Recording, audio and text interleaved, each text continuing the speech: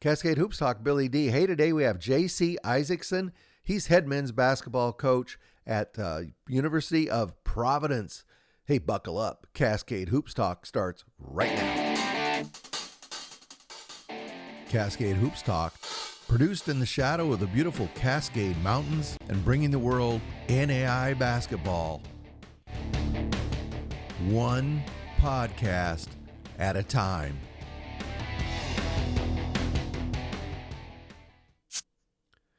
Hey, today we have J.C. Isakson, University of Providence Argos. He's there in the Frontier Conference, which, by the way, the Frontier is going to be way, way different this season. We're going to talk about that. And a lot of people last season, he had a couple of really good seniors that could fill the hole. Boy, they could score the ball.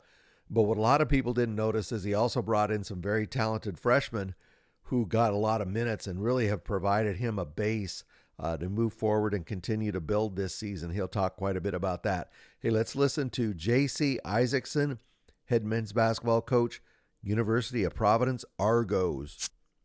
Cascade Hoops Talk, Billy D. Hey, I got J.C. Isakson.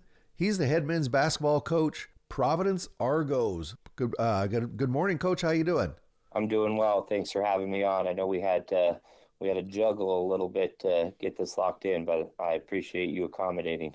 Oh yeah, no problem, no issues at all. So, Coach, when I was reading up and preparing to talk to you, I didn't realize that school has been around. It was started by Sisters of Providence in 1932. Can you just talk a little? You're located in Great Falls. Can you just talk a little bit about that school? I don't know if people are really familiar with it. Yeah, absolutely. Happy to. University of Providence is a private Catholic institution. We date back at College of Great Falls, University of Great Falls, then Providence, University of Providence. But it's always been rebranding. It's always been the same institution. Okay. It's founded by the Sisters of Providence as education and then a early healthcare school. So it's always been affiliated with founded and affiliated with the Sisters of Providence, always been a private Catholic institution. 2017-18 is when the name change happened, but it's always been the same school. So been around over 90 years, coming up on 100, been a staple in Great Falls and central Montana for a long, long time. I believe this is the school I'm thinking of there in Great Falls, was one of the schools around the country that was really key at preparing nurses for World War II. Obviously, they needed a ton of nurses, and I had some family who went there. They were from Wolf Point. But yeah, that school's been around a long time, and it cranked out a lot of nurses for World War II. So anything in the healthcare sector is kind of. I mean, obviously we have two colleges within the university. We have our liberal arts college, and then we have our School of Health Professions. So long history since its founding in nursing and anything medical field related. Well, I appreciate you giving us that update. Let's talk about the Frontier Conference now. Used to be one of the smallest conferences in the country. Well, you're not that anymore. You've basically absorbed the North Star. It's always been hard to break out of the Frontier because there are some real power programs in there. But man, it's really going to be tough to break out now as big as it is. Just talk about the new conference makeup. Yeah, just got off our preseason Frontier Conference coaches call, and a little different being on there with 12 coaches other than the same 6 or 5 others you always see. So we're excited about it. Obviously, we know there's some juggernauts and really good programs coming into it. The travel is pretty extensive. Yes. But not playing each other 3 times in the Frontier Conference. That's what we're all excited about, because it's just a bloodbath and you just beat each other up. It's those top 2 or 3 teams are always really, really good teams, but the win-loss record a little bit more losses add up, just the fact that you're playing each other 3 times. But all in all, we're excited, and we think we think it's a good transition, and we think it'll be good for us on a national stage. So, Coach, aren't you located kind of centrally there in Great Falls? Kind of, you'll be more or less at the center of the frontier. Pretty close. We're definitely centrally located for the Montana teams. I Okay. think you could argue Rocky and Billings is probably the most central for the Yeah. whole conference. Yeah. But for definitely for the Montana teams, and when you're talking about trips out to North Dakota and South Dakota and Nebraska, I'll take those couple hours closer to them on those return trips. So. Yeah, what do you think? Have you even looked at it? What it's going to take to get out, like to Dickinson, or oh Yeah, no, you got to go clear to Dakota State, don't you? yeah, Dakota State. So we're flying, Oh, okay. and so we're gonna fly all the new schools, and it's dead of winter. We play Mayville and Valley City on like January 2nd and 3rd. So right in the heart. I mean, dead of winter. I'm just glad we're not driving on that. I'm sure it's not a matter of if there's plane flight delays or cancellations. It's just a matter of when they happen. But yeah, it'll be an interesting first year. We're really familiar with Dickinson. Dickinson's essentially Yeah. been an honorary member. Yep. They play everybody in the Frontier, but everything else is kind of new. So can't overlook it. Or can't overthink it. I mean, it'll be an interesting first year. You don't know. All us coaches, we like what hotels we stay in. We know where to eat in these places. Right. So year one will all those conference trips will kind of be like a non-con. We'll just be figuring it out year one and be like, yeah, we like that part. We didn't like this part. We what hotels to eat at, the travel. So nothing you can do about it other than prepare as much. That's But it's right. the same for them coming out to us. Well, all in all, I think it's really good for the frontier. It's good for all the schools involved. It will travel is something that the conference, everybody in the conference is going to have to learn over time. What's the best way? Because it is going to be brutal. And I apologize to all my friends in North Dakota. I didn't mean to laugh when he was talking about going to Mayville and Dickinson in January, but wow. No, you need you. It's not the snow; it's the wind. You know, it snows. The It wind, never. It yeah. just never melts. The wind just kind of beats it up over time. It it can get a little brutal. You know, Coach, you're going into your third year. Something you've done outside of coaching. You've done it for a number of years since you were assistant. Was an involvement in Montana hoops. I know you're not quite as involved as you have been, but talk a little about what Montana hoops is. Yeah, we were talking about this a little bit before we started recording, and the easiest way to say is Montana Hoops. It was born out of necessity when I was a young assistant coach, making a small stipend, trying Yeah. to do this college coaching thing. So started off with training some kids, and then turned into running little clinics and camps. And at its peak, I had pretty full summers. We were running around doing satellite camps, doing skills camps. We even ventured into some AAU before COVID. And so, I mean, love to coach. It was an opportunity to. It was an opportunity to find my voice, be on the floor a little bit more as an assistant, and then find a way to survive off of a young assistant coach stipend or Yeah. small salary. And then got married and had 3 kids. And my wife and myself wasn't too excited about being gone 4, 5, 6 weeks every single summer as well. But we still do a little bit. We got something in the works to get a youth tournament up and going this spring. That will be a kind of a state qualifier for a state tournament for youth travel ball teams. We still do 2 or 3 camps every summer around the state. So it's still there. And as we settle in a little bit, I'd love to kind of get back into a routine of having a good little summer schedule of camps and tournaments, and get my assistants and give other young assistants an opportunity to go get some floor time and make a little money in the summer. Coach, can parents or people that are interested just find that through a Google search? Yep. We Okay. still have our website, montanahoops.com. Usually what we do is we send out our kind of prime niche is we send out information to high school coaches. And what Yep. we really like to do is come into a town, especially places like Montana where you have the smaller schools, come into a town for 2 or 3 days where the kids don't have to travel for a basketball camp. They just come to us and we work with a specific program for a couple days and a coach and help try to get them a little bit better during their off season. Okay. Thank you for that. Coach, let's Absolutely. just touch on last season. We won't dwell forever, but it was really up and down. Mhm. You'd lose several and then you'd win some big ones. Uh, I thought the turning point in your season, I'd like your opinion. You had those huge wins. It was about three-quarters the way through the season. You had two big wins with Montana Tech and Rocky, and then you turned around and you lost to Carroll at home. You Mhm. just you just couldn't shut down Isaiah Crean that night. Oh, he's a good ball Yeah. player. He dropped 30 on you. And then you went over to Montana Western and lost on the road. Both those games are games I know you should have won. Those would have made a huge difference in seeding.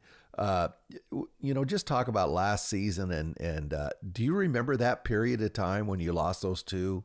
How bad that hurt? Yeah. Oh, you sure you Yeah, I remember? do. Of course you. That's Oh a yeah. stupid question. Um, we brought in 15 new guys last year.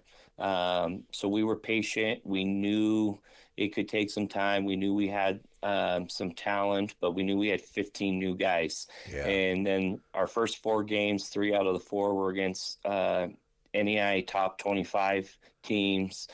So it took a little time. Then really for us, I think after Christmas was probably the first turning point. Mhm. We came back from Christmas break. We got an overtime win against Dickinson, who was a really good team. They Yeah. won the North Star. Hmm. And that was probably the first little turning point where we started reeling some off. I think this goes back to like we talked about with the Frontier playing each other 3 times. I mean, there's just no the new Frontier is as well, but that old Frontier there were no nights off, Hmm. and playing somebody 3 times is difficult. Yep. And we were in the driver's seat down the stretch, and when it was all said and done, it came down to the last game of the regular season for outright conference champions against Montana Tech, and uh, we played them on the road, and they're so good everywhere, but they're so good at home. And Yep. it was They their are. senior night, and ran into a little bit of buzzsaw, but we had our opportunities in the days before that as well too. Like that Carroll one's probably Carroll. We finished second, they finished third, Hmm. with an identical conference record. So I mean, we were neck and neck, and then we matched up in the Frontier Conference semis. So we were very even teams, and they came in. They were playing really well in that stretch right there, and they came in on our senior night. And uh, obviously, I like senior night, honoring the seniors. I also, as a coach, I don't like senior night. Because sometimes I think there's can be some distractions, but Carroll Yep. came in focused, and Isaiah Crane went off on us. He's a heck of a player, Yeah, he is. and so then and then you got to go on the road to Western, who's another. They finished fourth, and they're a really good team, Hmm. and you're traveling down there. So we had our opportunities to kind of seal the deal ahead of time, and didn't didn't win enough. But also in that we had to go to Northern and beat Northern at Northern to give ourselves an opportunity. Still came down to the last game of the regular season, and Yep. but that's kind of the nature of the old Frontier with the playing each other 3 times, and then we played Carroll and Tech 4 times, counting the Frontier Conference Yeah, tournament. that's So true. it, That's it's true. it's it's a slug match. It's a marathon over the course of the season in those days. So this year, like you said, last year you had. I remember talking to you early in the season, and those guys were just. But you could tell that you had the makings of a good team. Remember we talked. I think we were in Helena, Yep. and but this year you've got some seniors coming back that can help you out. Brendan Redhead is back. Ryan Chavez, they played serious minutes. And then you got another Britt Murray, I think, is a senior as well. He Yep. didn't play a ton last year. But then you've got some guys who played some real minutes last year as freshmen coming back as sophomores. So not only do you have some senior leadership, but you got some young guys that can really be a foundation for the program. Yeah, absolutely. When we brought in those 15 new guys, it was 8 freshmen, 7 transfers. And all the transfers came in and played major minutes and major contributions and were big time players. And a couple of those freshmen, Quinn Swanson really emerged over Yeah. the year. He played in 29 games, was kind of spot minutes early, but down the stretch, he was playing 20, 25 minutes a game. He got better this year, took a jump. Anthony Hobbs was on an early trajectory similar to Quinn, had a sprained ankle in the middle of the year, pretty severe one that just kind of derailed him. He was out for a while, then he was just never quite the same player. And as a young player trying to figure it out, but he's had a great couple weeks of practice and has made a jump. John Floyd was emerging there at the end, and then our other freshmen redshirted and got better, and are all very similar to John and Quinn, and so we do have a good base there. We took one freshman this year, Christian Treemstra, and he's a stud. He was a steal. I think he's kind of has a chance to be on that Quinn Swanson trajectory right there. And then we kind of do what we did and reloaded with some transfers. We're going into year 3. We kind of have a plan of what we're doing. Today's day and age in college, Yeah. I'm not sure anybody has the perfect plan. It's changing so fast, but we relied pretty heavy on grad transfers and bounce backs that had 1 year. We have one this year in Jacob Lloyd, but all our other transfers are traditional transfers with 2 years or 3 years of eligibility. So we're really excited about that this year. We still are trying to put all the pieces together, but as we look forward, we brought in 15 new guys. We brought back quite a few returners this year, some that played, some coming off of redshirt. And then as we go forward, every year we'll have more guys returning here over Right. the couple of years, so we can get to where a vast majority of over the next 2 to 3 years, most of our roster year in and year out will be returners. Mhm. But also in we did this kind of before this was the day and age, but I think you also build your roster a little bit year by year, and we brought in some pieces, and still we get glimpses of what we can be. Still trying to put the pieces together a little bit, but we brought in some talent, and I think we'll be right back in the mix. Let's talk about a little bit about, the team is going to look different this year. I was wondering about the style. Last year with Bowles and Boyd, they could really get to the rim super strong. Mhm. What do you foresee? What kind of team are you going to put on the floor this season? Yeah, we don't vary too much from who we are, in terms of style or anything Mm-hmm. like that. I obviously with Jamil and AJ, two pretty ball dominant guys. They're both first team all conference guys. Both ended up landing pro contracts, so they're playing afterwards. So those are some pretty special players. That we had the ability to kind of give them the ball in certain spots and let them create the plays. We still do that, but on a big picture, we don't vary too much. Our biggest emphasis was getting bigger, and I think we did to a certain extent. And we got longer, and we have more variety to put size out there, in different capacities. Last year, in the Frontier Conference tournament championship game, our starting 5-man got 3 first half fouls, picked up his 4th quick in the second half, and we're out there with 6'2" Quinn Swanson playing the 4 for us against Montana Tech that's got 6'8", 6'7", 6'6", 6'4" out there. And with this league expansion, there's Bellevue's always big. Dakota's, so we put an emphasis on getting longer, and a little bit bigger. but from a play style, we haven't varied off too much from what we do too much. But we're still, I'm a believer, especially in today's day and age with rosters changing a little bit and stuff, like we keep a pretty open mindset of we throw something at the wall and see what sticks, and it can morph quite a bit over a couple months of a season. Especially as those transfers start settling in and playing better, and you learn more what they're capable of. I guess our basketball philosophy is, from an offensive standpoint, is put players in positions to be successful at what they're already good at. So that's kind of our job as the coaching staff to say, okay, what pieces do we have? What are they good at? And how can we help them be successful, which in turn makes us successful?